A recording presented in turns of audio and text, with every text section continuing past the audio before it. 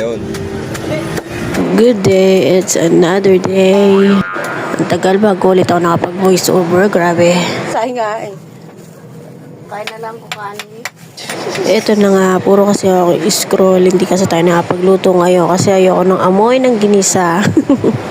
Kaka-scroll ko nga, nakita ko na may mura palang lechon nandun banda, sa may Binangonan pa. Tapos nagbubukas lang siya ng Sunday every 6 a.m. Tapos mabilis din maubos. Tapos si partner umalis ng 5 a.m. para maabutan niya kasi medyo malayo-layo din yung biyahe papunta dun. Ayan ako siya ata ang nauna sa pila.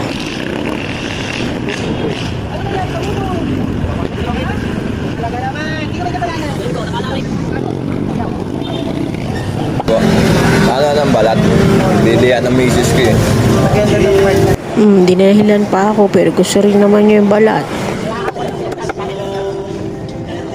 Ang kote yung ano lang. Oo.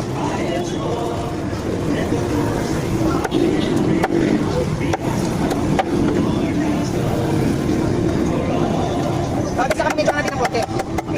Yung gitna lang, yung gitna. Yung gitna.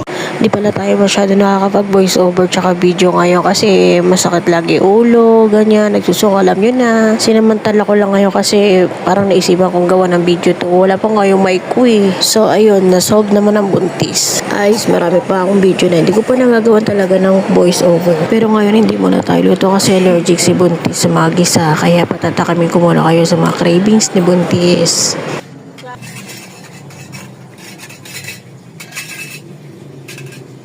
Charles, eat na. Ano? Ba to? Gawa nila, di ba? Diba? Yeah, di ba? Hindi siya yung parang Mantomas lang. Nagsawsaw ka na dito? Oh, yung pre-taste.